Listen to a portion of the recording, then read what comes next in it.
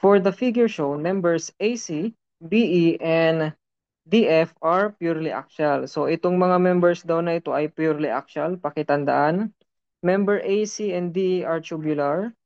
So ito mga tubular yan.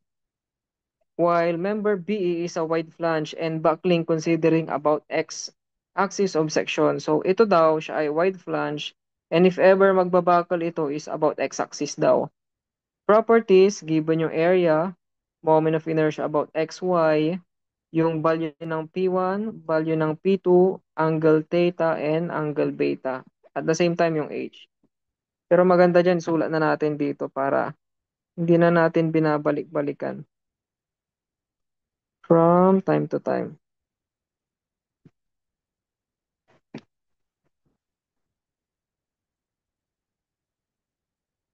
Yan.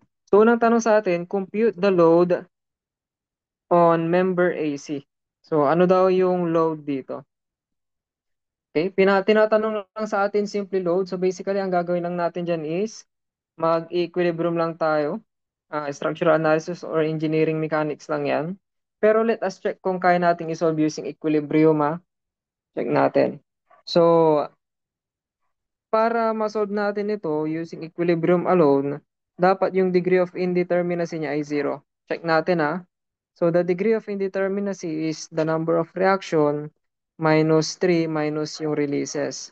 So, we have here 2, 4, 6 external reaction minus 3. Hindi na kaanong kailangan ito guys, pero mas maganda ma-check para alam natin kung solvable ba ng equilibrium o hindi.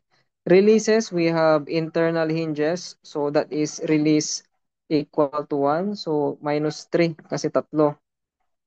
So all in all 0, so solvable ito using equilibrium lang. So free body diagram tayo. Dahil actually loaded lang yung tatlong member na to, okay? So drawing na lang pala ako separately para mas maganda. Ayan. Dahil purely axial yung tatlo, okay, isang reaction lang yan. Kumbaga, isipin na natin na ito, suporta niya itong tatlo. And tagi-isang reaction lang. Yan. So this is tawagin nating force AC, force BE, and ito naman ay si force DF. Okay? Meron tayo ditong force na 60. We have here a force of 80 kN. So sige, how do we solve this? Paano natin kukunin si AC? So, diskartehan natin, ha. Equilibrium lang naman to, no? So, vertical ito. Pag nag-summation forces, vertical ba tayo? May makukuha. Tatlo yung unknown, so wala. Pag summation of horizontal, wala din. Vertical ito eh. Pag nag-moment naman tayo, kunwari dito, dalawa yung unknown. So, we cannot directly solve for AC. So, anong magandang diskarte rito? Pag nag-summation forces horizontal tayo, as you can see, siya lang ang may horizontal component. So, masosolve natin agad si BE. So, pwede natin gawin, isolve muna natin si BE, and then mag-moment na lang tayo dito, no? Para tanggal to. Alam mo yan, ito na lang unknown. So, ganun na lang diskarte natin. By summation forces X, considering to the right equal to the left, we have, lagyan lang natin ng maliliit na arrows ito. Para alam natin yung direction. Ito na lang natin lagyan. Guide lang yan, guide. Okay, pero alam na natin yung component yan, no? So, that is equal to, so unahin muna natin yung to the right, that is BE. This is 60, this is 45. So, BE, cosine 60, positive yan. And then, equal to 80, cosine 45. Okay? To the right, to the left. Therefore, may value na agad tayo ni BE. And ang value ni BE is equal to,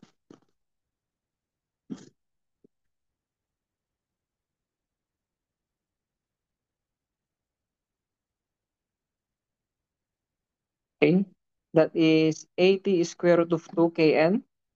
Next naman, gawin natin, mag-summation moment tayo sa letter F ito, no? Point F equal to 0. Clockwise equal to counter. So we have AC times This is A, this is A.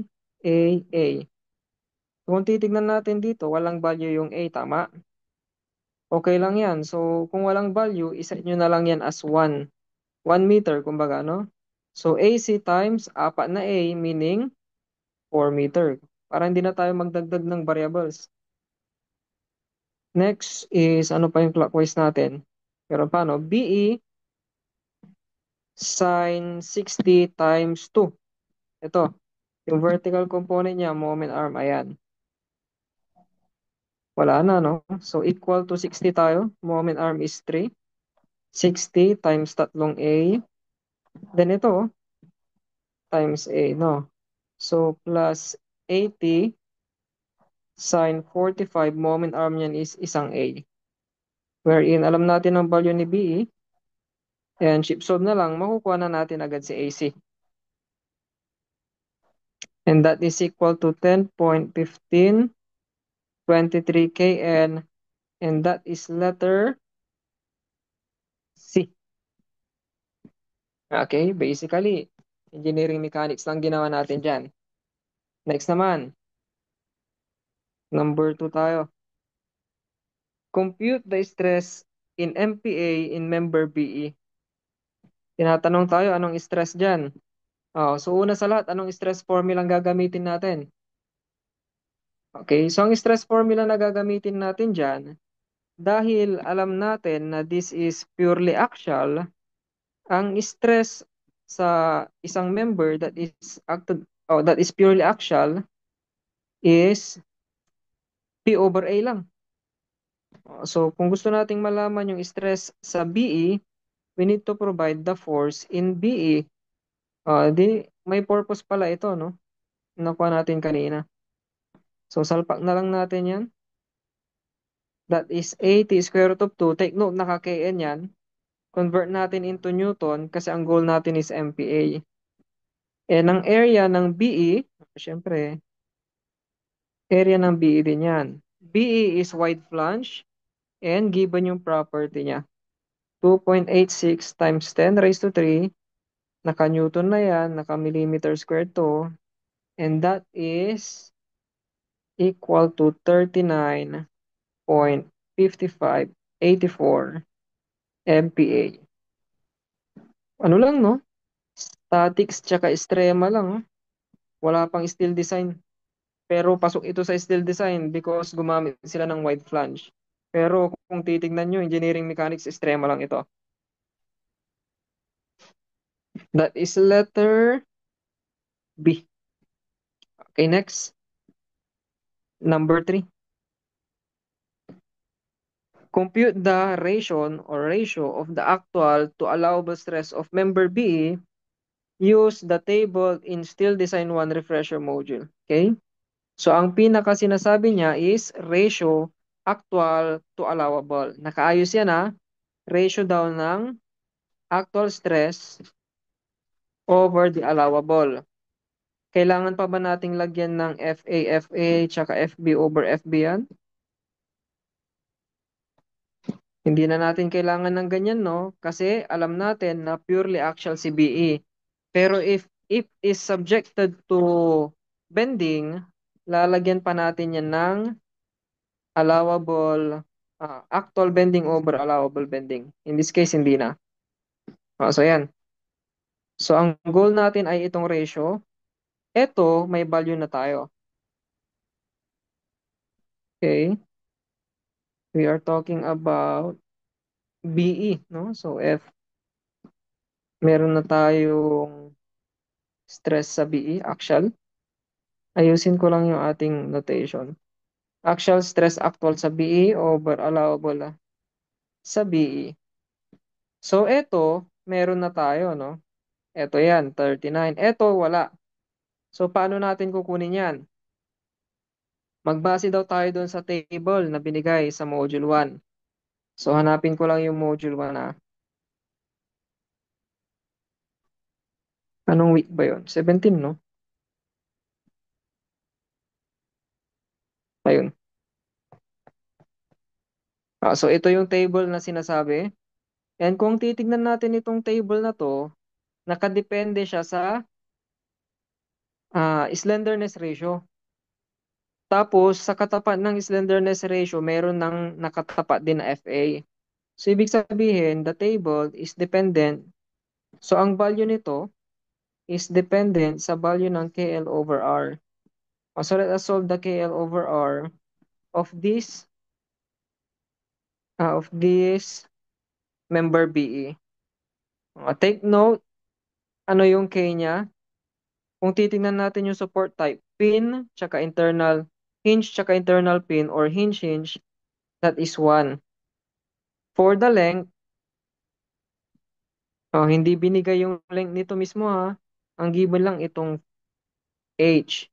So, pwede natin gawin is we can consider this triangle. If this is 5, and may angle naman tayo, tawagin natin yung length.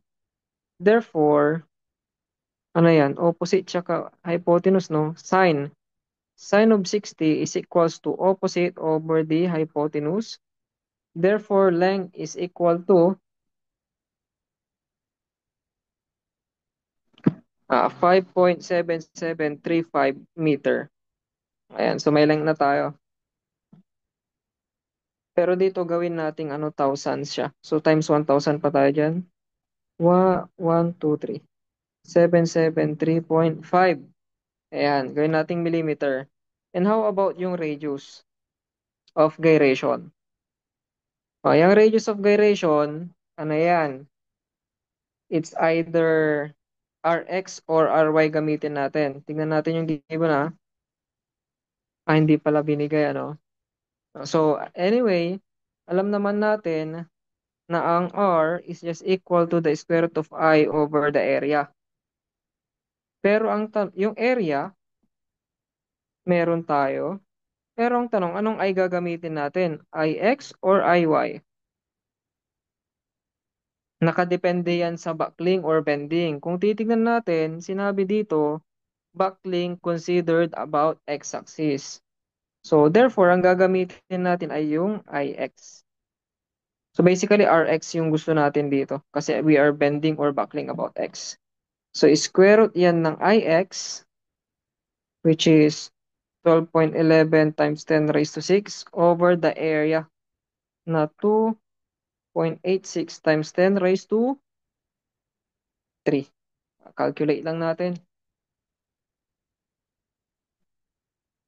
Okay, that is equal to 88.72. Okay, so itong value na to, tignan natin sa table So kung titingin tayo sa table, wala mo nakikita nyo yung bilog na gumagalaw, no? May sagot na agad si Master Isaiah. Idol ko talaga to.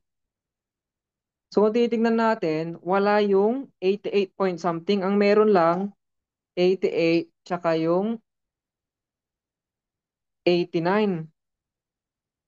Kung wala, mag-interpolation na lang tayo. Hindi nakalagay dito, pero may note dito na if yung slenderness ratio natin ay walang katapat, we are permitted to do linear interpolation.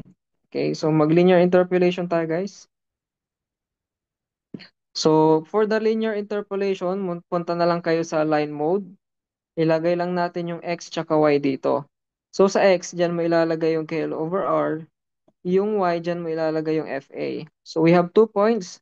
Dahil 88 yan, 0.72, nasa gitna yan ng 88 tsaka 89. Tignan natin Memorize nyo na lang. 99.59. Hindi ko alam kung nakikita nyo yung bilog na gumagalaw Basta tignan nyo yung 88 guys tapos yung 89. Susulatan ko ba to? Ay yes. Ito, ayan. So yan yung iti-take natin na values. Diyan tayo magli-linear interpolation. So ang katapat ng 88 is 99.59. And then yung katapat ng 89 is 98.78. And then ang gawin natin, punta lang kayo sa apps. Pindutin nyo muna si AC tsaka apps. Type nyo 8872 tsaka yung y hat. Nasa regression yan. I think alam nyo naman nang gamitin yan, no? That is equal to 99.002. So ngayon, makukuha na natin yung ratio. The ratio is actual over the allowable. Actual natin 39, 55, 84. Allowable 99,002. Calculate. That is 0.3996, roughly equal to 0.4. Final answer, nasa choices, goods na yan. Okay? I hope nasundan nyo yun. Mukhang intimidating yung problem kasi may frame siya tapos ang haba ng word. Pero kung titingnan nyo, estrema lang.